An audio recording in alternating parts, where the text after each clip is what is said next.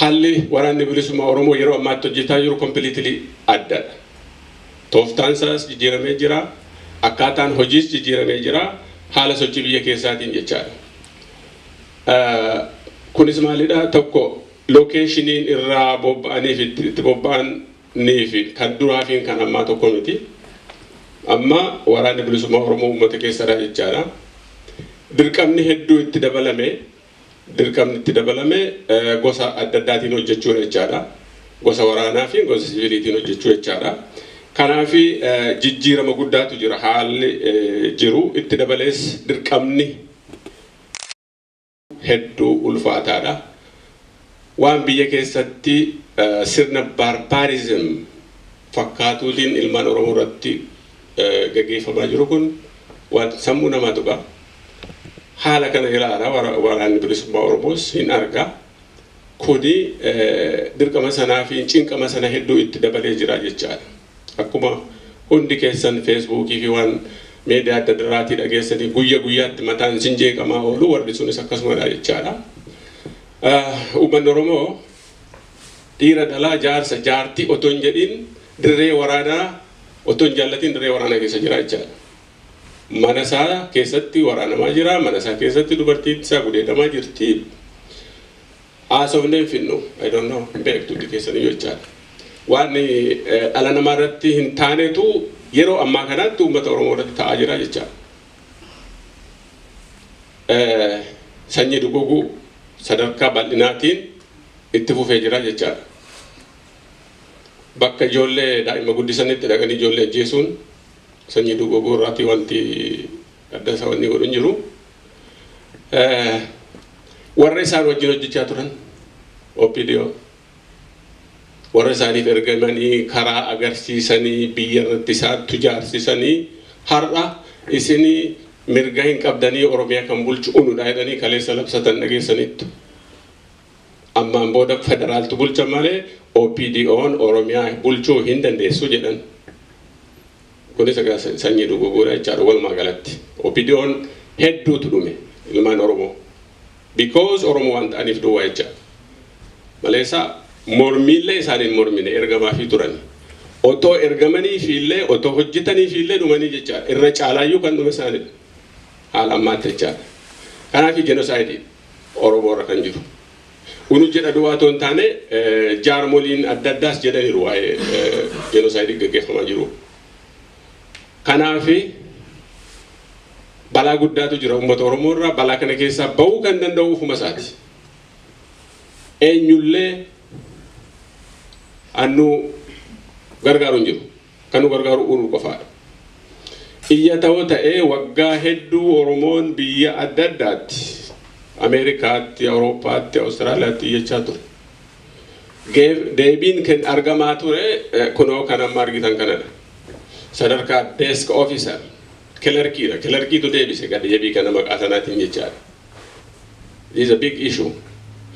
Iraaqii fi Siiriyaa fi Maalii keessatti namni 2-3 yoo du'e sadarkaa dhimma alaa yookaan achi sadarkaa prime ministeriitti dubbatama. Ilmaan Oromoo kumaatamaan dhume nama sadarkaa gadi jirutu dubbata jechaadha. Kun maal argisiisa? We are not strong enough jechaadha.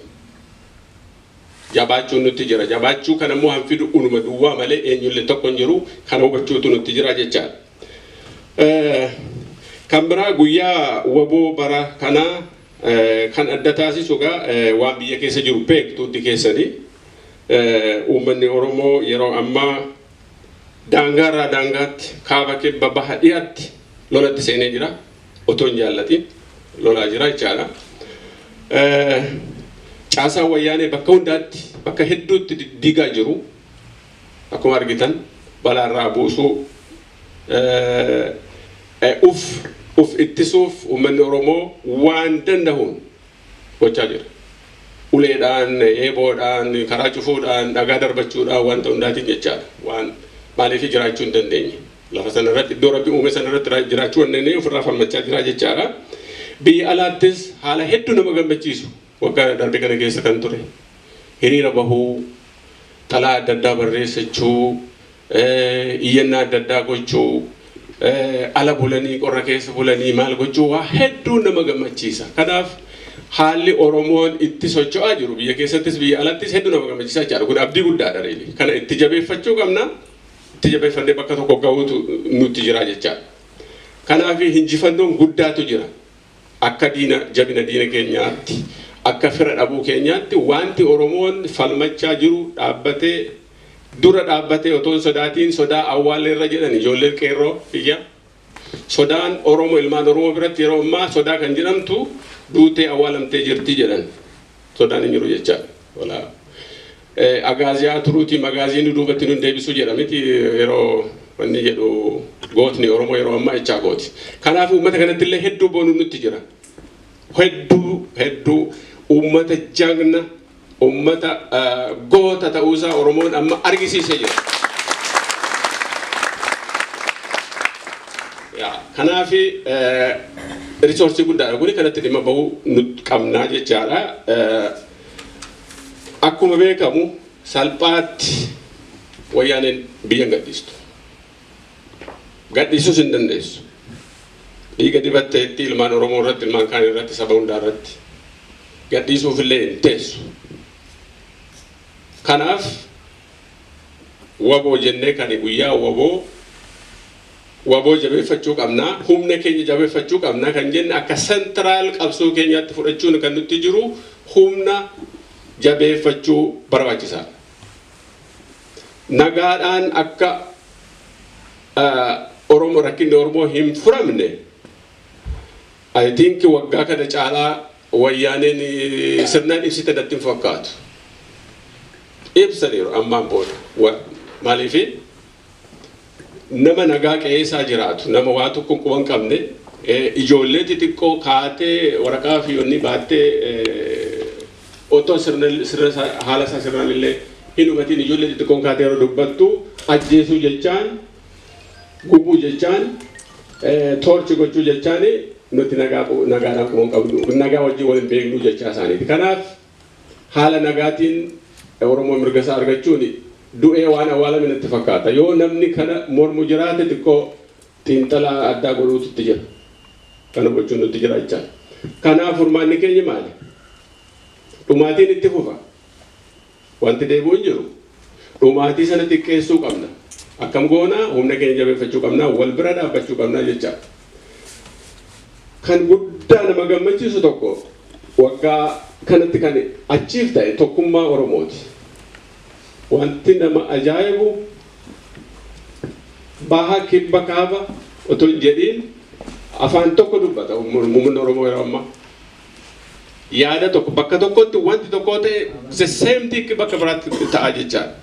Inni dhihatti waa tokko yoo ta'e bahatti kaabatti obbolaan keenya achi dhumaniiru nuti immoo asii maaf teenya jedhanii akka kanatti wal kaasaa jiru jechaadha. Kanaaf tokkummaan amansiisaatu achiifi ta'ee jira jechaadha. Kanaaf waan kun wanta salphaatti ilaalamuu jiru kunillee qabeenyaa keenyadha. Wal jaalannee fi wal jaalachuuf hin tokkummaa fi jabinni jiraannaan injifannoon illee fagoo hin ta'uu jechaadha. Kanaaf haalli amma itti nurraa eegamu hedduu. Sadugaa hedduu namatti tolaa akkatti uummanni waan jiru kana meediyaa Oromoota jiran adda addaatiin waan biyya keessatti wayyaaneen tokko irratti gootu golee keessa seenamee meediyaan adda addaa OMN sagaleen bilisummaa Oromoo gaaddisa dhugamu meediyaan Oromoo wanti hojjetu hedduu nama gammachiisa. Ilmaan Oromoo Facebookii kanarra taa'ee wanti dhokatu tokko hin jiru. Kuni wanta salphaa miti.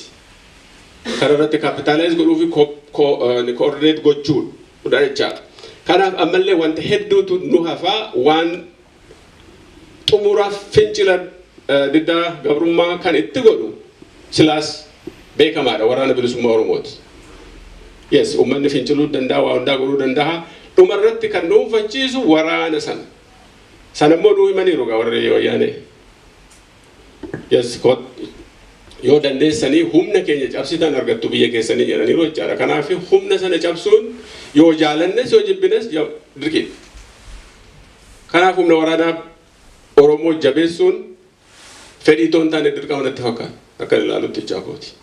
Namni kana dura morma yoo ta'e ammas analiisisii addaati. Maaliif yaalame akka Oromootti karaa nagaa kan yaale hin jiru seenaa isaa keessatti. Yeroo adda addaa kadhatee mootummaa sana keessattis qooda fudhatee mataa gadi qabatee aadaa isaas afaan isaas dhoksatee maal godhee tokkollee hin taaneefi. Kanaaf lakki anamma ufuma koo ofii koo murteeffachuu qaba jedhee ka'ee jechaadha. Kun immoo humna barbaachisa. Humni dhugaa immoo humna qawweeti. Kanaaf waan sana jabeessuun dirqamadha jechaadha. Tokkummaan sabootaa hedduu namatti gammachiisa. Oromoo duwwaatu hin taane uummanni kaan uummanni kibba jiranillee uummanni kaanillee hedduu walitti dhufeenya tu jira jechaadha yeroo ammaa kana. Walitti dhufeenyi kuni humnadha mallee sanallee obbolummaa fi walitti dhufeenyi saba biraa saba cunqurfamoo akka keenya uummata Gaambeellaa Benishaangul maalii kana yoo ilaalle hedduu dhumaa jiru isaanis haala sanaatti isaan wajjin illee hiriiruun wanni guddaadha jechaadha. Kanaaf humna keenya jabeeffachuuf dhumaatii keenya xiqqeessuu fi bilisummaa keenya immoo ni dhiyeessa. Waan hedduu isinitti dheeressuu hin qabu kana caalaa hedduu galatoomna dhaggeeffachuu keessanii fi injifannoon uummata Oromoo fi waboon haala lisuu galatooma.